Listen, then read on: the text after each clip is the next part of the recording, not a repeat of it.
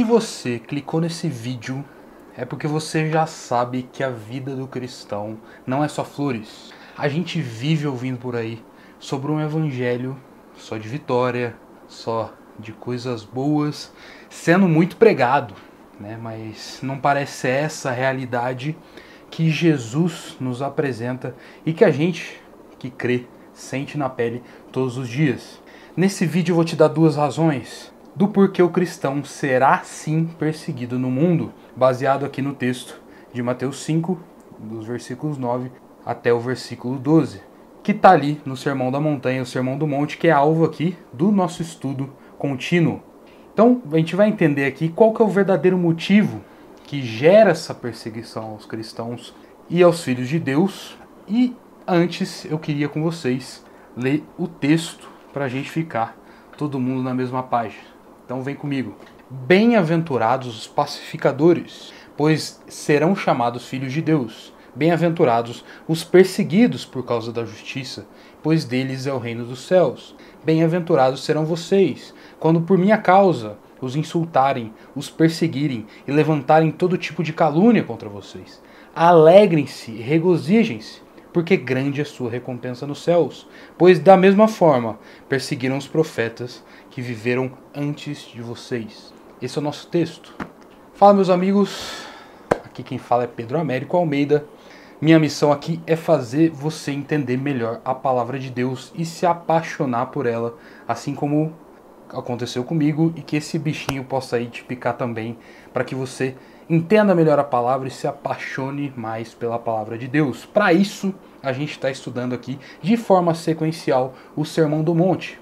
Então, voltando para o texto aqui, para o que interessa nesse vídeo, eu quero te dar o primeiro motivo do porquê os cristãos vão ser perseguidos. E tá nesse texto presente, e a gente leu sobre isso. Mas antes de a gente chegar lá, sobre o motivo da perseguição em si, eu quero perguntar para você, você sabe de fato o que significa ser um pacificador? A gente, quando ouve a palavra pacificador, o que vem na nossa cabeça mais é uma ideia talvez de um hippie, né? Alguém, paz e amor, a pessoa de bem com a vida, eu não quero guerra com ninguém. E talvez essa seja a figura que a gente pense ser a pessoa que é uma pessoa pacificadora. Mas você, se você pensou nisso, você está redondamente enganado. Porque o pacificador, ele não é um pacifista. São duas coisas completamente diferentes. Ser um pacificador é ser uma pessoa ativa pela paz. E não uma pessoa completamente aí passiva. Não é isso que a gente está falando aqui. E por que fazer essa distinção é tão importante? Porque nós vivemos num mundo completamente tomado pela maldade. Então, essa é a origem das confusões e dos conflitos entre as pessoas, entre as coisas que o pecado corrompeu. Ele corrompeu também os nossos relacionamentos, a maneira como a gente lida uns com os outros, a maneira como a gente se comporta, se relaciona como humanidade. E é por causa desse mundo caído, por causa desse pecado, que existem esses conflitos entre nós. Por isso existe a razão de ser de um pacificador. Se não tivesse conflitos, a gente não precisaria da instauração da paz. É um raciocínio simples. É de primor a gente fazer essa distinção, porque o pacifismo, ele é conivente com essa injustiça que acontece no mundo. O pacifista, ele vê a injustiça e ele não faz nada. Porque a sua ideia é ele não estar em guerra com ninguém. Ou que as coisas não estejam em guerra, mas ele tá nessa zona de conforto, querendo ou não. Mas o pacificador, ele não se cala. E ele não é retido no tocante à injustiça. Ele é ativo para que essa injustiça cesse e que a paz seja instaurada no mundo. Essa é uma pessoa pacificadora. E isso implica num mão na massa nosso, né? Porque são duas formas que eu vou falar para você de a gente viver isso na prática. Ou seja, em primeiro lugar, pacificar o mundo com a pregação do evangelho. Ou seja, se o mundo está corrompido pela discórdia, pelas brigas e pelos conflitos entre as pessoas, uma forma de pacificar o mundo é tornar mais pessoas pacificadoras. E eu vou dar um exemplo aqui. Por exemplo, se a gente tem um casal que é um casal que não conhece a Deus, e é um casal que vive em conflito, vive em brigas, e é um casal que é amigo seu. Então você tem até lembrado de alguém nessa situação. E esse casal tá brigando lá e você conhece as duas partes, você é amigo das duas partes, mas você sabe que se você se meter nisso, você provavelmente vai causar um conflito, aí um problema para um lado ou para outro. Então, o que é a melhor solução nesse caso? Claro que um conselho aqui, outro ali você pode dar, mas o ideal nesse caso é que o casal seja pacificado pelo Evangelho. Porque quando eles conhecerem o Evangelho, eles vão se dar conta de que eles precisam transformar esse relacionamento entre eles.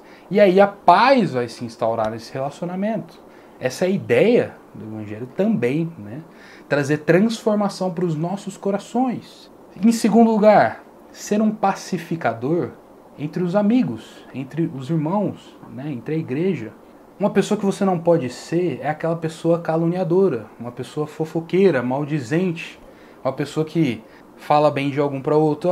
Você não sabe, fulano falou de você, fica esperto, fulano falou tal coisa de você.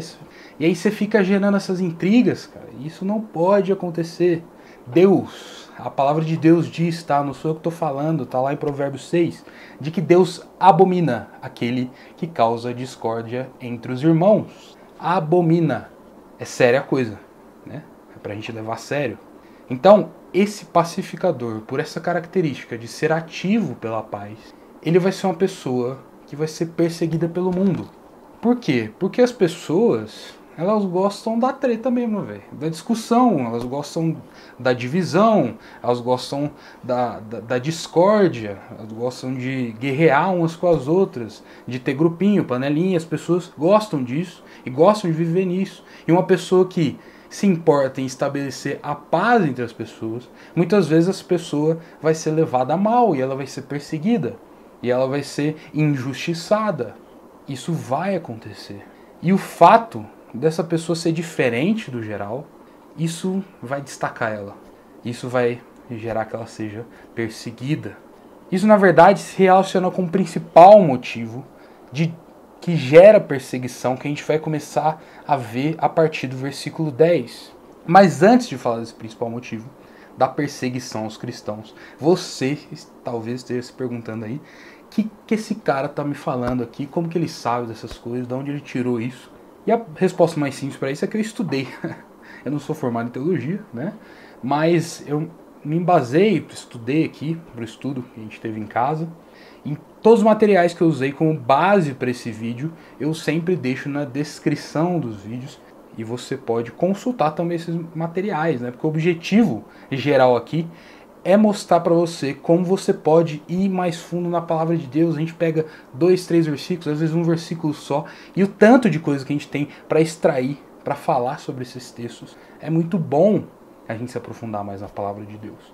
Junto com essas referências, você vai ver que vai ter o link para você, caso você queira se aprofundar mais no Sermão do Monte, nas coisas que a gente está falando aqui. Eu deixei um link para cada obra dessa e você pode adquirir, se você quiser, lá na loja da Amazon, né? Eu costumo comprar meus livros lá. E se você comprar pelo link aqui do canal, você ajuda também esse canal a continuar existindo. Eu ainda prometo isso, né? Que eu vou tentar fazer um vídeo dos melhores comentários para o Sermão do Monte, segundo a experiência que eu tive. Mas caso você não conheça nenhum dos autores que está aqui embaixo, fica tranquilo. É uma recomendação que eu deixo, que é uma linguagem muito boa e um autor muito renomado, é aqui o comentário do D.A. Carson. Esse que eu deixo como recomendação principal, para caso você não conheça os autores, mas todas as outras obras estão aqui à disposição, caso você queira adquirir. Tá certo? Vamos embora então? Continuar? Voltando ao nosso tema então. Não é só sermos pacificadores que vai gerar a perseguição a nós. Se a gente reparar bem, aqui no versículo 10, diz que felizes são os perseguidos por causa da justiça. Ou seja, não se refere a qualquer tipo de perseguição, tá? Então, às vezes, você é cristão, você pode até ser cristão e ser perseguido, importunado, talvez porque você é chato mesmo. Ignorante, às vezes você trata as pessoas mal, às vezes a pessoa não gosta de você por qualquer outro motivo. Não é dessa perseguição que a gente está falando aqui, dessa perseguição mais genérica ou conflitos que as pessoas possam vir a ter aí dentro de qualquer relacionamento. Mas se nós formos bons cristãos, bons discípulos de Jesus, fiéis à palavra, cumprindo inclusive as bem-aventuranças que a gente está estudando aqui com tanto zelo, e que vivem as verdades de Deus, é garantido que a perseguição virá. E você precisa saber disso e ter noção disso. E por que isso acontece? Isso acontece porque a única resposta que a impiedade pode render à justiça é a perseguição. O único jeito dela matar a justiça é perseguindo a justiça. O único jeito que o mal combate o bem é através da perseguição. Jesus, o maior exemplo talvez que a gente tenha disso, ele não recebeu bondade pelas obras que ele fez e pelas muitas boas obras que ele fez, as infinitas obras que ele fez, mas Jesus recebeu cruz. E por que conosco? Se essa é a história do nosso Senhor, por que conosco seria diferente? Não vai ser diferente. A cruz de Jesus dá sentido à nossa cruz. A cruz de Jesus dá sentido ao nosso sofrimento. A cruz de Jesus dá sentido a gente perseverar mesmo quando nós estamos sendo perseguidos, injustiçados por causa da nossa fé. Isso existe, tá? Muita gente talvez fale, não existe esse... Hoje, talvez no Ocidente, talvez a perseguição a nós, ela seja muito mais cultural, talvez até tome um aspecto político, mas eu não estou falando de política aqui, a gente está falando sobre aspectos de fé. Claro que a gente vive na maioria cristã, mas existem as pessoas nas diferentes áreas da sociedade que têm uma formação, uma visão da fé cristã muito negativa, seja por experiências pessoais ou por uma questão ideológica também. Isso vai gerar perseguição. Ou seja, o sofrimento nosso só mostra e revela que o nosso discipulado com Jesus está afiado. Ele está acontecendo, ele está fluindo. Então, como diz o versículo 11 aqui, nós seremos perseguidos, nós seremos difamados, nós seremos injustiçados. E essa é uma promessa de Jesus. Você que às vezes só vê promessa boa, né? Antigamente tinha aquelas caixinhas de promessa, que você pegava uma promessa de Deus para ver todo dia. Tá aí uma promessa boa aí para você lembrar todo dia, que se você for fiar à palavra, você vai ser perseguido. Olha que beleza.